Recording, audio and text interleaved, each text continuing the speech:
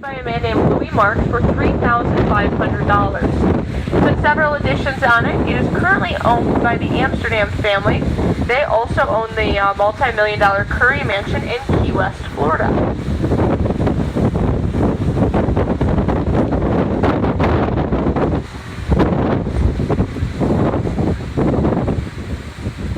As you make your way down the seawall, you will see some lions, gargoyles, and griffins with their eyes and mouths painted red.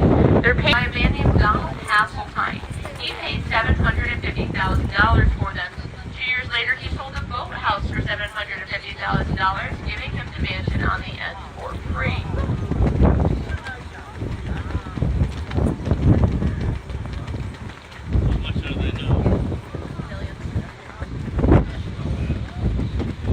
On our left-hand side is known as Devil's Oven.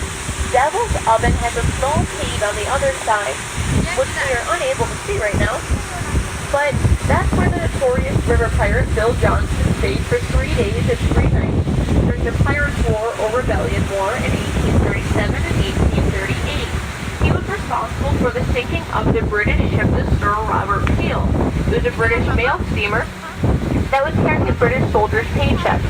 His thought was if he sank the ship, these soldiers wouldn't get paid. If they didn't get paid, they wouldn't want to fight. The island coming up on the left-hand side is known as Wawanet. Without stone foundation, that was known as the Wawanet Motel. Well, it's a motel. It's like a hotel, motel, Holiday Inn, but you can only get there by boat during the 1950s and 60s.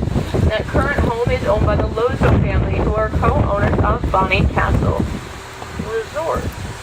On our right-hand side, this island is known as Jewel Island. Jewel Island originally housed a 55-room mansion, and 1/3 of the island was blasted away, as well as the mansion was torn down back in 1956.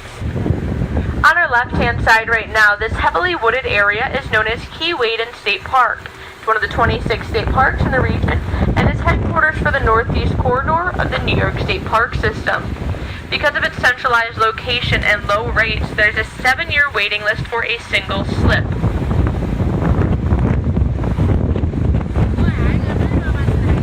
On our right-hand side, this is Comfort Island. Atop Comfort Island, you will see the Comfort Lodge. On top of the Comfort Lodge, you will see a large bear holding a sunflower.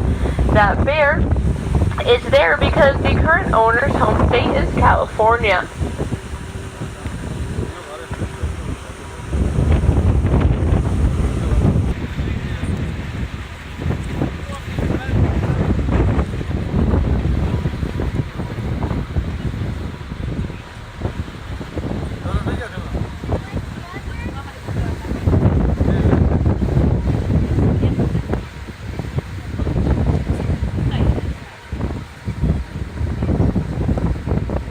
Coming up on our, there we go. Coming up on the left, you will see this home with a boathouse that has a clock tower on it. This official island, or Longview, had a man named Mr. Hudson P. Rose.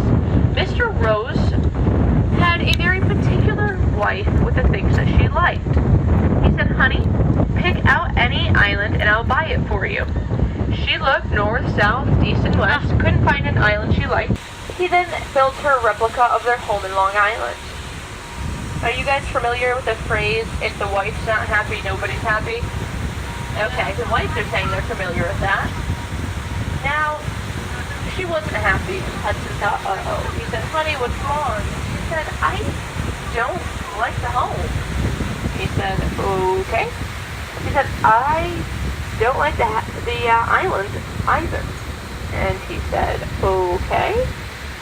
And then she said, well, if I'm being honest, I don't like you. The following day, she left all three. Personally, I think Mr. Rose made out pretty well in that deal. He got rid of her, got to keep an island and a beautiful home. Pretty good deal. Was she from Pittsburgh? I won't respond to that. So, right now we are at the St. Lawrence River. The water for the river starts in Duluth, Minnesota. Main section of the river where the commercial vessels travel through. Let's follow the 3 R's of navigation here.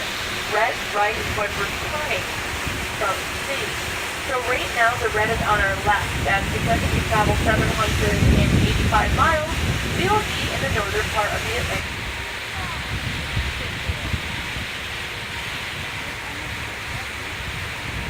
The regional headquarters of the U.S. Coast Guard. We like them because they guard the coast. Pretty simple explanation, right? I've got a question. Does anybody here want to see a sunken ship? A sunken ship? We're not going to see it. It's sunken. But below us right now, this for the flight's still on. It was originally owned by a man named Mr. William Browning. He owned a textile company that manufactured Union Army uniforms during the Civil War. When Mr. Browning passed away, George Bolt, the owner and builder of Bolt Castle, purchased the estate and he gave it to his daughter Clover. Clover in turn gave it to her daughter, Clover Bolt Baird. Stayed in the Bolt Baird family up until 1993. If anybody is interested in purchasing Hopewell Hall, it is currently on the market for $5.8 million. It comes with a beautiful estate as well as 60 acres on an island. Above us on the left-hand side is Nobby Island. Nobby Island has a Canadian, American, and Italian. Very fitting name.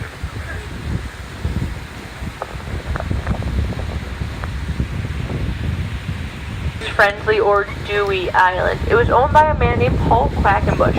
He founded Empire Airways, which was ended up being bought out by U.S. Airways. He had a grandfather by the name of Henry Marcus Quackenbush. Mr. Quackenbush, he invented several.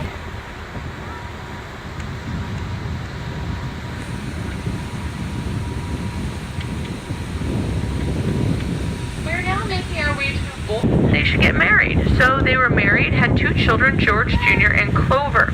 George referred to Louise as his queen. So he purchased Hart Island from Congressman E.K. Hart. He then started construction of the castle in 1900. It was to be complete February 14th, 1904. February 14th being Valentine's Day, Louise's birthday, and the couple's wedding anniversary.